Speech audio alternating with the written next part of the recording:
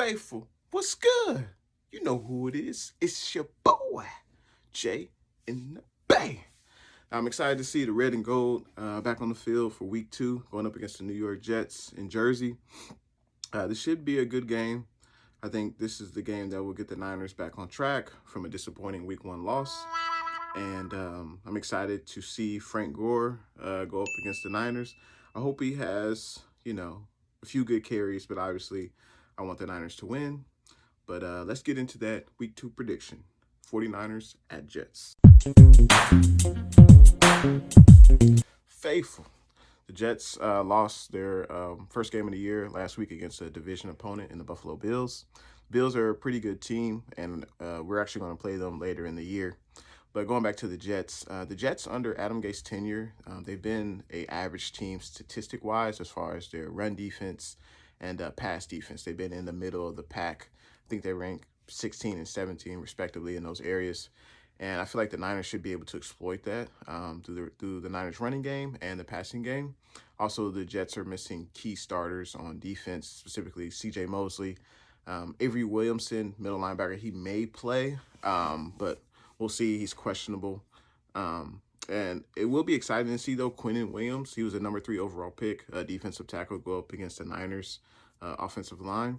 It'd be interesting to see how he fares because he's a top 5 pick defensive tackle. So obviously he's talented. So I'm excited to see how he'll go up against our interior line, going up against, a third string center that we have starting right now, and also our interior guard. So that'll be an interesting matchup to look out for. And I feel like the Niners should be able to run the ball effectively against the Jets and also pass effectively. The Jets offense have their franchise quarterback, Sam Darnold, going up against the Niners defense. Now, what the Niners defense needs to look out for is Frank Gore.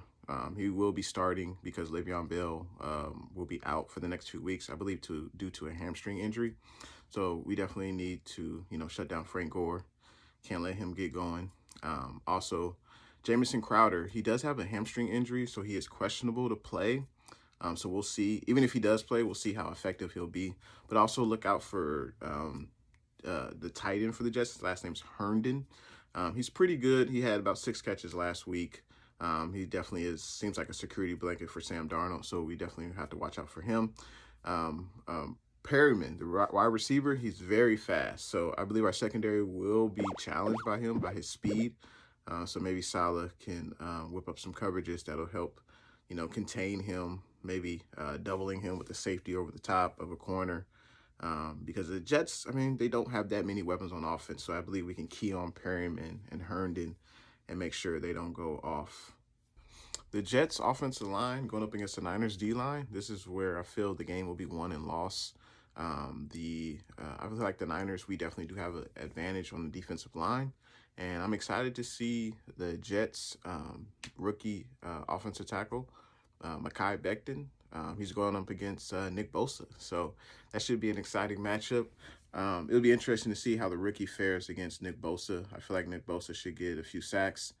And we'll see what happens with the other defensive linemen. I feel like D Ford, where you at, man? Come on, baby.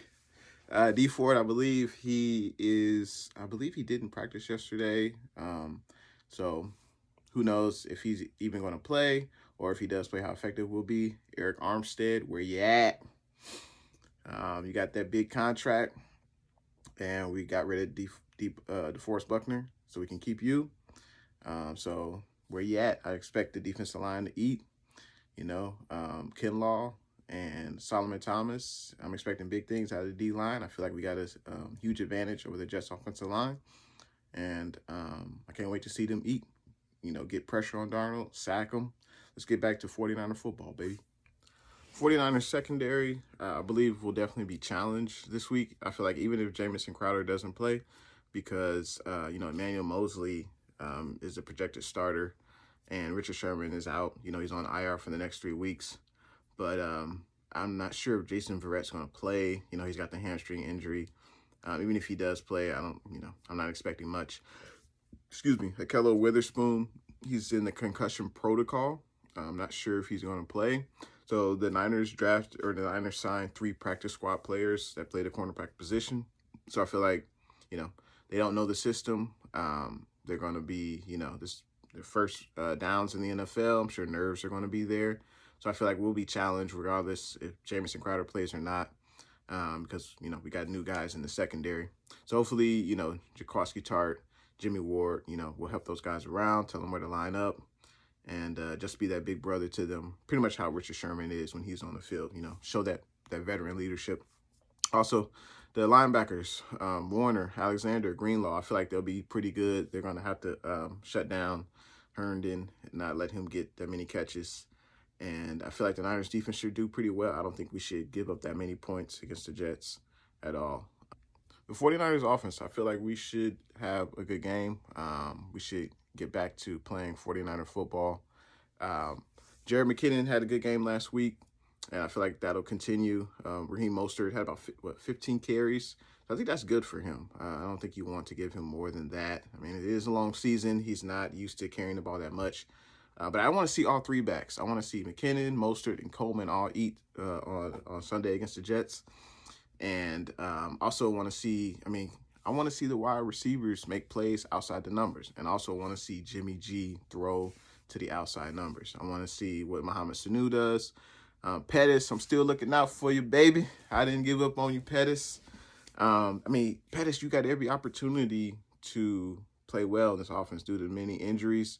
We just need you to step up, Ayuk should be playing, but I'm sure he's going to be limited snaps due to his hamstring injury. And Bourne plays solid. He's usually always solid. Trent Taylor, I want to see you.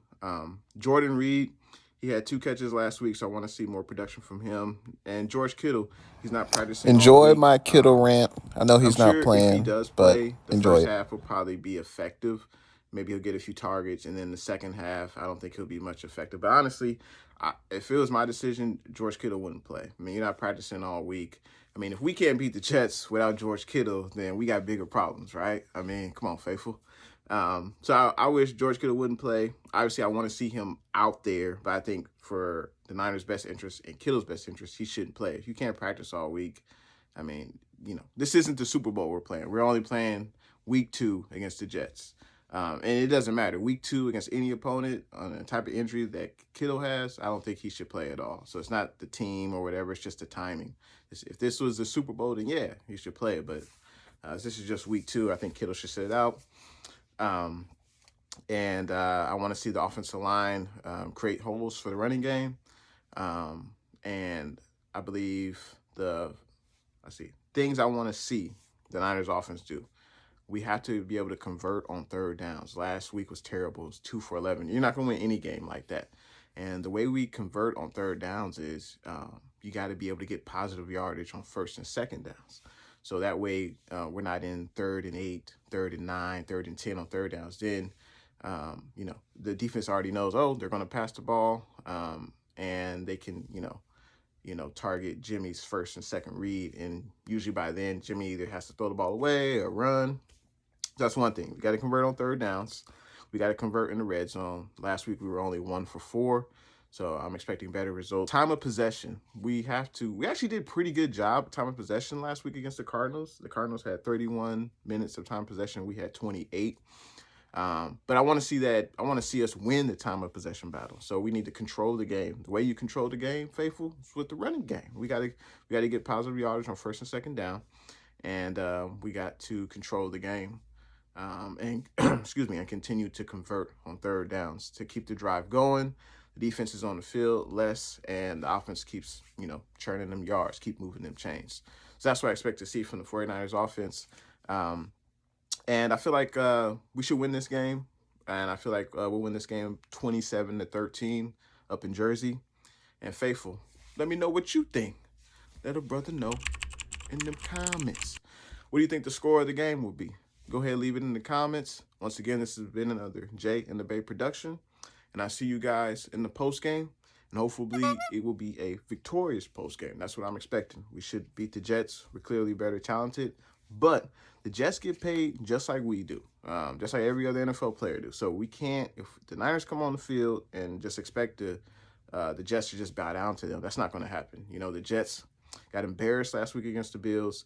This is the Jets' home opener. The season isn't lost yet. This is only week 2, so they're going to come out as this is their Super Bowl, you know. So the Niners need to treat it as such, and we need to come out with a sense of urgency, and that's the only way we're going to win the game. We're not going to win the game just by showing up. So that's what I expect the Niners to do, and I'll see you guys in the post game.